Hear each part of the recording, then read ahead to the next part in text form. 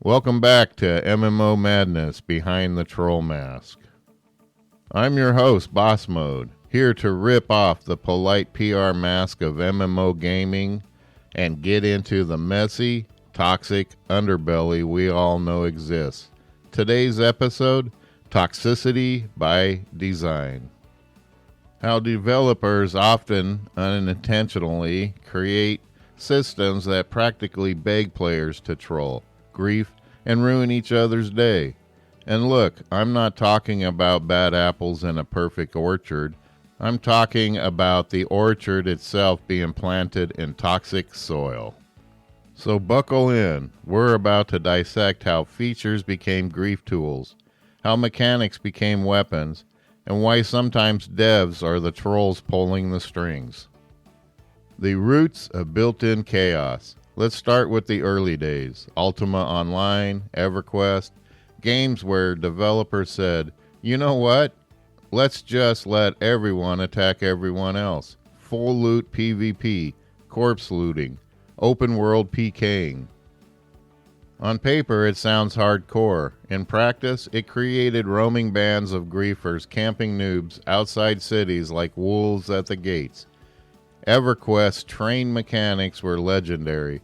One troll could pull a dozen mobs into a safe zone and watch chaos erupt. The devs didn't program that as a griefing feature. It just happened. But did they fix it quickly? Nope. They left it because secretly it was entertaining to them, not to you, when you logged on after school and your guild hall was a graveyard. Fast forward to ESO. ZeniMax gave us zone chat, guild chat, whisper chat, basically unlimited megaphones. And guess what happens when you give every troll in Tamriel a PA system? You get trade chat drama, politics, spam wars, and every bad guild leader turning zone chat into their own personal diary. Was it intended? No, but by design the devs made Toxicity scalable. And then there's Cyrodiil, endless PvP, 3 factions constantly at each other's throat, and systems that reward zerging over skill. It's like the devs went, let's see how toxic we can make the leaderboard, and the player said, bet? Here's one that supposedly came in from a player called Grimsnap on ESO.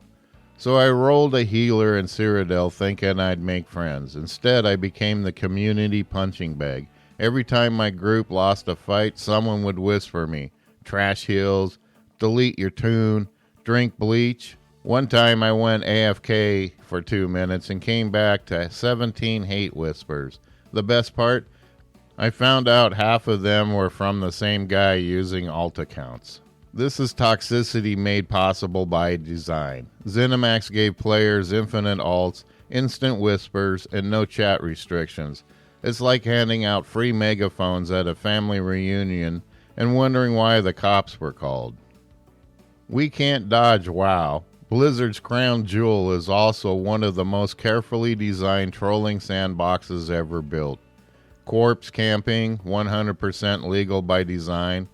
Battleground AFKers enabled by weak reporting tools. Loot ninjas, the system literally let one guy hit need on everything, laugh in raid chat, and log off. And don't even get me started on trade chat. Trade chat in WoW wasn't a market, it was a war zone. If you weren't spamming Chuck Norris jokes or inventing new slurs, you weren't doing it right. Blizzard could have moderated it harder. They didn't. Why? Because toxic engagement is still engagement. A listener calling themselves Shadow Soup sent this one in. Back in Wrath of the Lich King, I was that guy. You know, the ganker. I camped lobbies in Hillsbrad for hours, sometimes days. I thought it was hilarious watching them log off in frustration. But years later, I ran into one of those players in retail WoW. They remembered me. And here's the twist. They weren't angry, they laughed. Said my griefing actually motivated them to join a hardcore PvP guild and get better. Today we raid together. My biggest victim became my best in-game friend. See, even in the swamp of bad design, some people crawl out with redemption stories. Doesn't mean Blizzard's hands are clean. They built the swamp. Now let's talk Ark, Survival Evolved, a game literally about surviving dinosaurs, except the dinos are less dangerous than your neighbors. Design decisions. Offline rating allowed, global chat with zero moderation, base building that could trap new players before they even respawned. This isn't just, oops, we forgot. This is intentional chaos.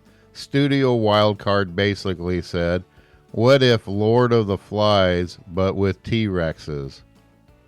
And the griefers thrived. Whole tribes would wake up at 3 a.m. just to wipe a smaller tribe while they slept. By design, the game rewarded the cruelest, pettiest behavior. Here's one sent in from Raptor Snack. I spent a month building my dream base in Ark. Tamed Rexes, Spinos, even a Quetzal. I logged in one morning and it was gone, completely wiped. Tribe called Night Raiders broke in at 4 a.m., killed all my dinos, and left me a single sign. Thanks for the loot, loser. I quit the game that day, just couldn't do it anymore. That's not just griefing. That's game design feeding griefing like Miracle-Gro. Here's the kicker. Developers know this happens. Some even embrace it. Why? Because Toxicity generates stories. It keeps the game in the headlines. It keeps the forums buzzing. Designers love to say emergent gameplay. Sometimes emergent is just a nice way of saying we let the trolls run the asylum. The question is, how much responsibility do devs bear? When do you step in and fix it? And when do you let the chaos play out? So when we talk about toxicity by design, we're not just pointing fingers at bad players. We're pointing fingers at the systems that enable them, sometimes encourage them. ESO gave us infinite megaphones. WoW gave us endless loopholes.